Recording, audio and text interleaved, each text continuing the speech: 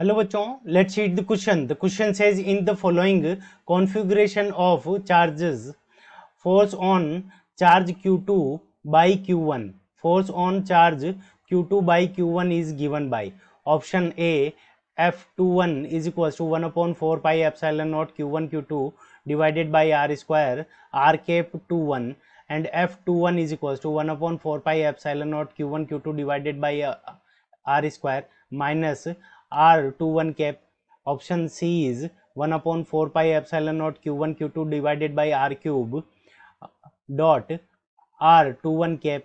Option D is F21 is equals to 1 upon 4 pi epsilon naught Q1 Q2 divided by R cube dot minus R21 cap, and here R is equals to R21 mod R2 minus R1। ठीक है बच्चों, सो हमें यहाँ पे value given है कि दो charges हैं, एक है Q1 और दूसरा हमारा क्या है Q2। ठीक है, तो इन दोनों के बीच में जो क्वेश्चन दे रखा है वो हमें वेक्टर फॉर्म के अंदर गिवन है। सो इन दोनों के बीच में जो फोर्स लग रहा है वो हमें क्या लगाना है, वेक्टर फॉर्म के अंदर फोर्स लगाना है। ठीक है बच्चों, सो ये हमारा की कंसेप्ट हो जाएगा। अब की कंसेप्ट के अंदर हम जो फोर्स का फॉर्मूला यूज करेंगे, कुलॉम्ब फोर्स का फॉर्मूला यूज करेंगे, और कुलॉम्ब फोर्स का जो हमारा फॉर्मूला होता है वो क्या होता है, 1/4 pi epsilon naught Q1 Q2 divided by R square, Q1 Q2 divided by R square. अब देखो, ये फर्स्ट नंबर की कंसेप्ट हो गया।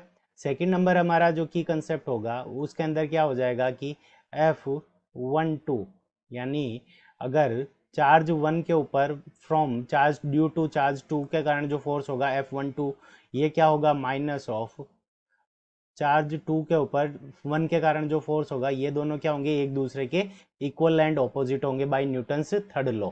सो अब हम F12 की इसकी डायरेक्शन देख लेते हैं। तो यहाँ पे ये चार्ज 1 है, इसके ऊपर चार्ज 2 के कारण जो फोर्स लगेगा उसकी डायरेक्शन हमारी क्या हो जाएगी, force vector form on 1 due to 2। तो F12 की डायरेक्शन ये हो गई। ठीक है बच्चों, इस डायरेक्शन के अंदर तो चार्ज 2 के ऊपर जो फोर्स होगा, force on charge 2 due to 1, तो यहाँ पे इसकी डायरेक्शन हमारी क्या हो जाएगी, F21 की डायरेक्शन ये हो गई। अब देखो, यहाँ से यहाँ पे इसका जो पोजीशन वेक्टर है वो क्या हो जाएगा, R। सो यहाँ से R12 कैप की डायरेक्शन ये हो जाएगी, यानी इस डायरेक्शन के अंदर R1 से 2, फिर R21 की डायरेक्शन यानी R12 कैप की डायरेक्शन अगर हम यहाँ पे शो करें तो ये डायरेक्शन हो गई।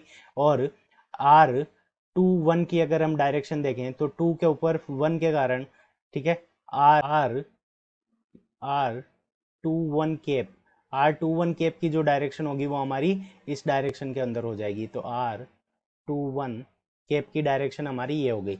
अब हमें क्या निकालना है कि चार्ज Q2 के ऊपर Q1 से जो चार्ज लग रहा है, तो हमें क्या निकालना है, वो F21 इज इक्वल्स टू, तो F21 इज इक्वल्स टू हमारे पास में क्या आ जाएगा, 1/4 pi epsilon naught multiplied by Q1 Q2 divided by R square. तो आर की वैल्यू हमारे पास में क्या हो जाएगी, तो यहाँ से हमारे पास में आ जाएगा आर स्क्वायर और मल्टीप्लाइड बाई, वेक्टर फॉर्म के अंदर लिखना है तो यहाँ से वेक्टर फॉर्म F21। तो F21 की जो डायरेक्शन है वो हमारी किस डायरेक्शन के अंदर है, तो R12 कैप की डायरेक्शन के अंदर है, तो यहाँ से R कैप 12।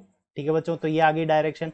अब देखो, यहाँ से हम क्या लिख सकते हैं, R cap 12, R cap 12 is equals to minus R cap 21, क्योंकि इन दोनों की डायरेक्शन हमारी क्या है, ऑपोजिट डायरेक्शन के अंदर है।